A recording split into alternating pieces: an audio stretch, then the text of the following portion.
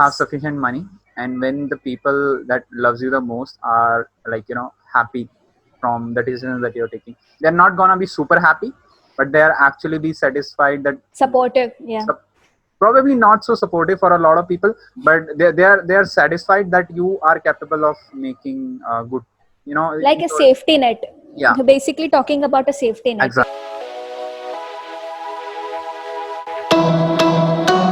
Student entrepreneurship side of your journey, you mentioned Yes. that the first venture, kind of a venture that you had in school, Yeah.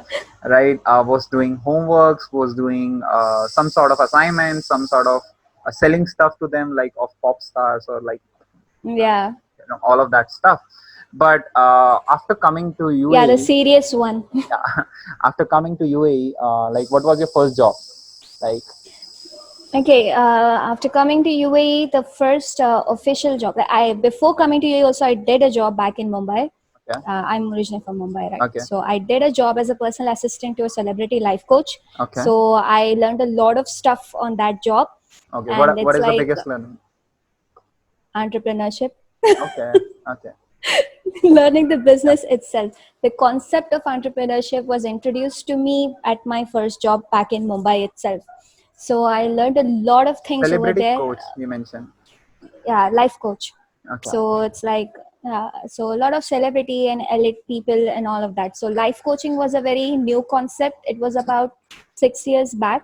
So it was a very new concept. Even the digital marketing was a very new concept, doing yes, Facebook ads and all. yeah, So I got to learn a lot of basics from there, from networking to doing events, everything basically, whatever comes the package of entrepreneurs, yeah, the basic things. I didn't realize it at that point, but that's how my base was made okay. apparently.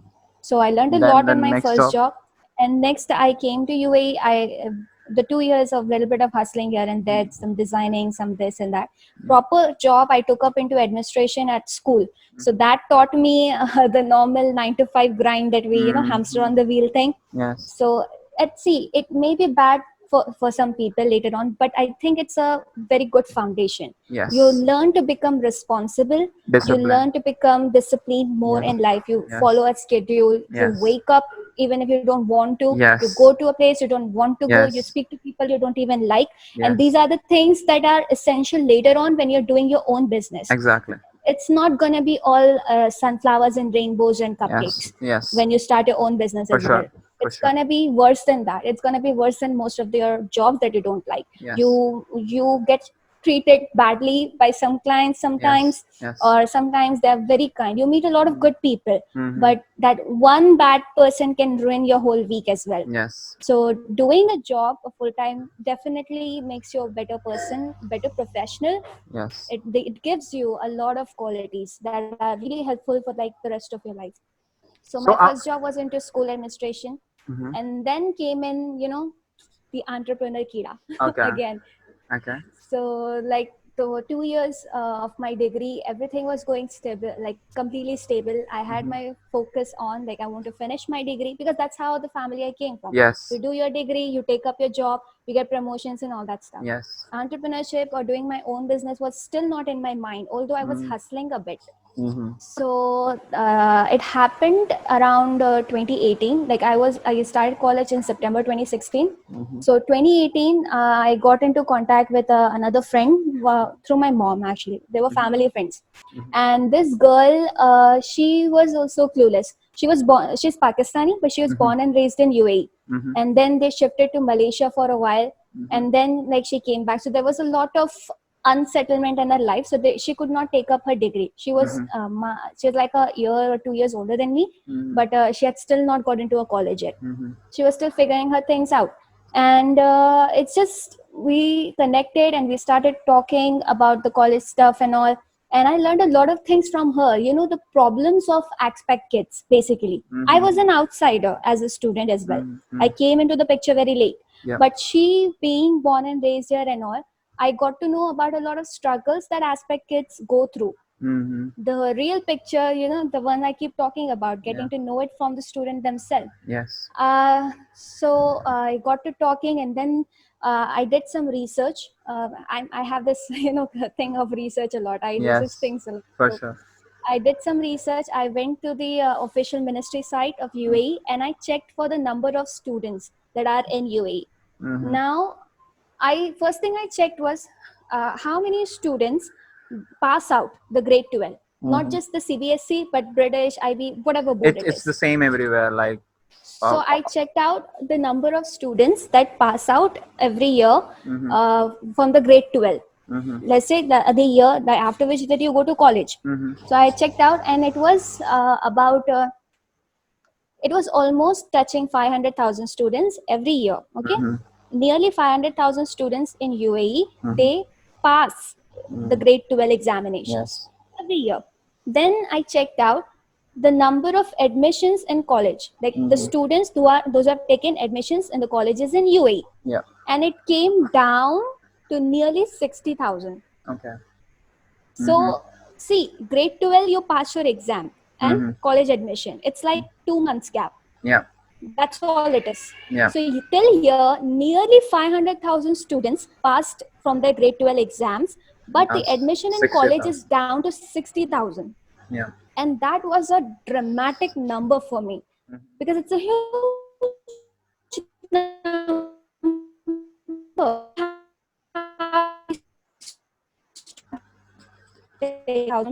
What happened? This was a big question. I knew her, what happened to her after college thing. She was not taken up admission or anything. So it just got me thinking, like, what happens in this? Then my friend and I, we started researching on this, further digging. Mm-hmm. Like by the end of our research, we found out three things. Mm-hmm. One, they go abroad, Mm-hmm. like they go Canada, UK, here and there. Mm-hmm. Yeah. They go abroad to study. Yeah. Second, they go back to their home country. Okay. Like if it's an Indian student or a Pakistani student who are born and raised over here, Mm-hmm. and they did their schooling over here, but their parents cannot afford the colleges here, so they go back.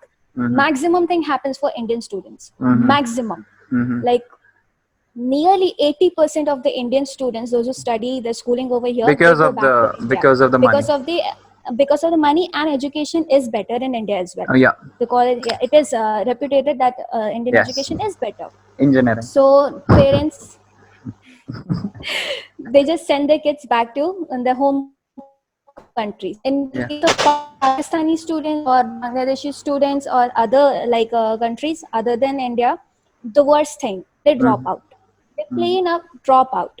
Not for the reason that they can't study anymore, or they're not capable of studying anymore, or they're not capable of having a better career, something like that.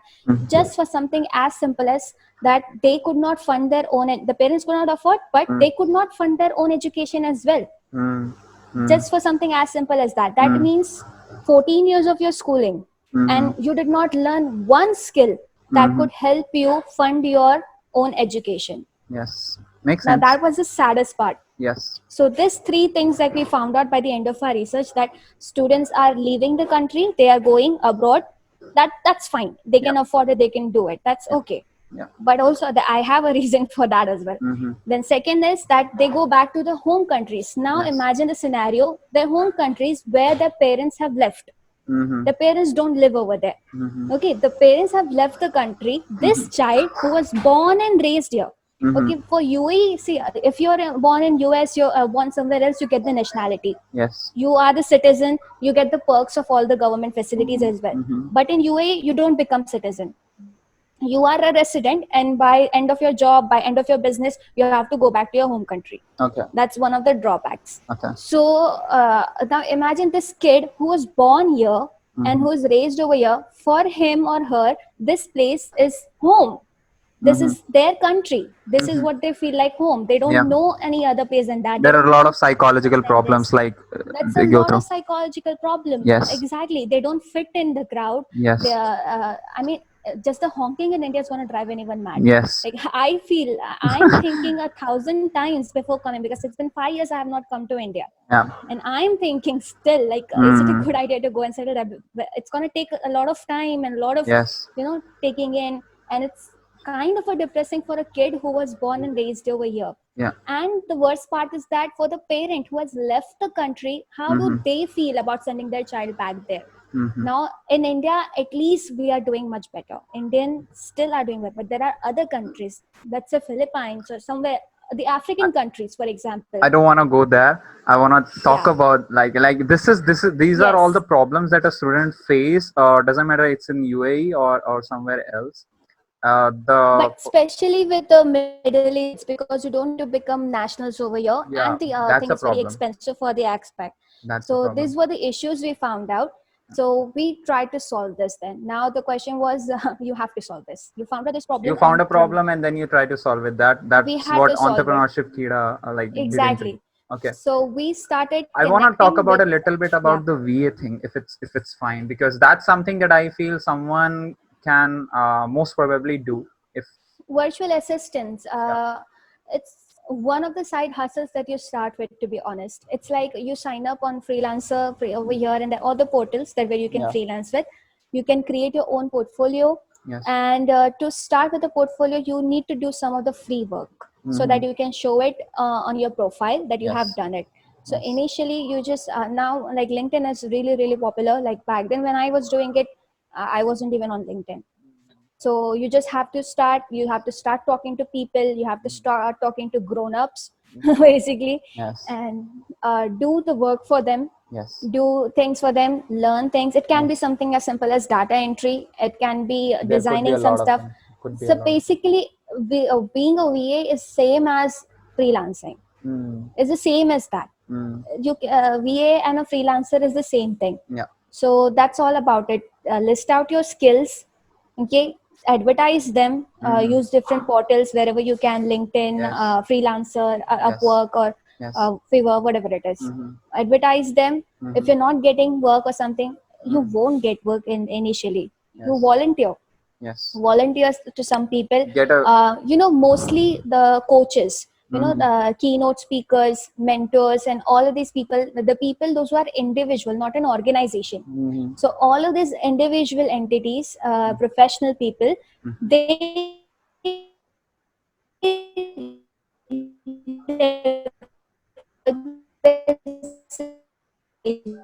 businesses and ones who look for VAs the most, they can join an agency and they can hire someone so they can do this quality and all.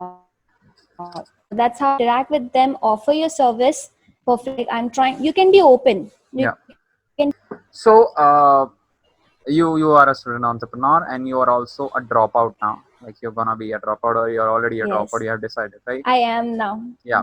So who should actually think about dropping out? What would be that point, according to you? For me, I'll tell you my point. For me, it's when you have Yes. sufficient money and when the people that loves you the most are happy from the decisions that you're taking. They're not gonna be super happy, but they are actually be satisfied that Supportive, yeah. sup- probably not so supportive for a lot of people, but they are satisfied that you are capable of making good.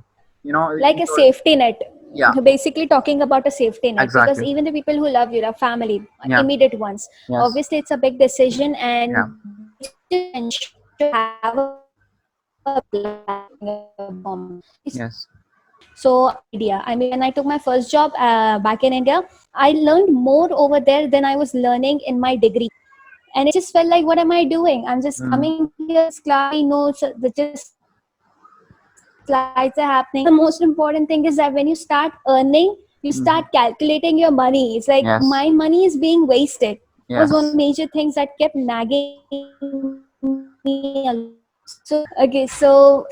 For a dropout, like I said, I don't recommend you to drop out if you have started your degree and you are like, okay, if it's first semester, second semester, okay, you can still consider it. If it's Yes. less than 30%, up Yes. to 30% of your degree, then you can consider it. Yes. But I don't advocate it at all. Mm-hmm. Even though I am a dropout or something, I do Mm-hmm. not advocate. I don't think it's cool. I Mm-hmm. don't think it's fancy as it sounds or something like Yes. that. No, if you have, first of all, don't get into degree. That's my Mm. point. Mm. Mm. Research well, Mm. research on yourself. It's Mm. okay to join the college late. Yes. See, most students have that gap year. Yes. See, I prefer taking a gap year. I took a gap year before, deciding to drop out or something. I Yes. took a gap year before deciding to join a college as well. Mm-hmm. So go for a gap year. That Mm-hmm. is much better than, just dropping out of it, because you are wasting your money and your Yes. time. If Yes. you are going to drop out at some point, it's just bad. And Yes. if you are, and if you can continue, and if it's not financially hampering you, then continue the degree. Yes, but if you feel like, no, my degree is not giving me any value or something like that, learn from your outside sources, learn from Mm. Google, learn from other students, learn from your professor, learn from doing internships, learn from doing free projects. Get your learning done the other ways. Yes. If you feel like it's hard, try everything you can to finish it. Yes. There's always a reason to finish a degree, and there's always time left. Even if you are not full time, I managed to be on the badminton team. I managed to do my whole academic thing, and I still managed to get 3.75 GPA. I'm Yes. not saying I'm some brilliant. I was the kid who got 60% in the board exams. I'm not some genius or something over here. I'm not a bookworm. Mm. But all I'm saying is, if it's something that you really want to do, you can always manage time for it. Mm. You can always schedule around it or something Mm. like that. Mm. So that's just how. Try not to drop out. First of all, Yes. go for a Yes. gap year instead. Yes. Take a gap year before taking a degree also. Yes. Take a gap year before college also. No, it's okay. Wasting a semester is okay. Wasting a year is okay, rather than taking it up in a hurry burry and then dropping out after paying money and all of that. Take a Yeah. gap year. Now, what happened with me as well, when I started on uni health, I wanted to give more time. It Mm-hmm. was getting very difficult for me because startup working on a startup is not easy. The first Yes. 2 years at least are crazy. They are Yes. just insanely crazy. It's no fun. No, we are not sitting on bean bags all the time. We're not Yes. having fun. We're not doing Yes. anything. We're just Yes. going crazy. We don't have a sleeping schedule. We don't Yes. have a social life. We Nothing. don't have It's family not fancy. support. It's not We don't easy. even have money. Yeah. We have nothing, Yeah. literally. Yeah. So we are basically, and no one believes they do anything because they don't have anything concrete like happening. Like till date, like it's been years since I'm working on startup, and still my degree does not take anything if I'm working on something like that. So you see, I have meetings at times I wouldn't even know. Like I Mm. had class, and at that time I had to go and meet someone. I had a Yes. meeting day after other day for this work. So I have a very strict schedule. You Yes. want to meet someone badly, you will think like, okay, maybe their office hours, and so it's not clashing with my class. But Mm-hmm. they'll call you up and they, let's meet over the dinner, and you're like, Mm. okay, I miss my class, I miss my presentation, I miss my exam. So there Yeah. was a lot of crazy things going on. So instead of dropping out, I felt like I should take a gap year. Then I 1 year, like I took a gap year, like January of So 2020, I was basically, it's supposed to not go back fancy. final. It's not fancy. No. You take a gap year if you can. The Yes. third thing that you're mentioning over here, that you can manage time if you feel it's really important. So don't Yes. consider dropping out as a way of Don't managing consider dropping out. Exactly, don't consider dropping out, because it is risky, it is and very make money. risky. Yes. Yes, everything is very risky. So Yes. as far as you can manage, Mhm. continue with your degree, Yes. continue with your hustling. Yes. And if it's getting too much and you have the safety net, Mm-hmm. then also I suggest you take a gap year. Mm. So with your safety net, you can test your safety net at this point. Yes. So you can test it whether this thing is working or not. Like for me, my safety net was that my startup was kicking off, and Mm. I got the funding, good one Yes. and all. That was my safety net. So I left my job and I took a gap year. Now Yeah. the gap year I took it, and my safety net broke down. My Yeah. investors, they were always skeptic These about things the are thing. always happening in the startup world. Exactly. That's not an So issue. that safety net broke down, and I hit my rock bottom badly, like really, really bad. It took me a whole year to recover from that rock bottom thing. It was This a happens horrible all the period time. of my time. Exactly. So it takes time to build yourself again. It took me a Yes. year. Like entire 2019, like January of 2019, I was supposed to join my college back, but I had no job, I Mm-hmm. had no business, and I had no confidence. Mm. Basically, it's not so easy. At that point, because I couldn't But I could not afford easy. Yeah, Anything can happen. It's very for risky. sure. That's a startup Be world. happier rather than, yeah. It took me some time. Now I'm back. I'm working on my second venture. It started back in 2019. Took me a whole year. I am working as a CEO for one of the ventures back in India, and it's like, yeah, everything is coming now, but you have to go through a lot. See, my decision was very personal because I am very far from my college friends, Mm. from the tap and something. But I got so many experiences, and I've Yeah, grown that's the key. as a That's the person. main point, to get experiences. Yes, That's the whole point. exactly. G- Yes, Do it for exactly. experiences. And to be honest, if I was in India and if the education was affordable to me, I would have continued even Okay, though it makes was sense. cheaper. So it's not worth it there. But I feel like being an entrepreneur, I can put that money into my business Yeah. because I do have business ideas right now. I do Yes. have ongoing ventures going. Yeah. So Yeah. Yes. don't feel my college because anyway I was not very satisfied with it. So I am Yes. at a point where like no matter what, I don't need any ideas. That's like I was saying, I'm calling myself a student entrepreneur. The Yeah. student phase is like gone. It's not. All right. Now I So just want to focus on my yeah, business. and it's so much stacking over here. So I just want to cut it over here, and we can see, like, when can we continue. Thank you so much for being here. I really appreciate you being stucking by with all of Yeah, this you too. crazy Thank you for internet. having me.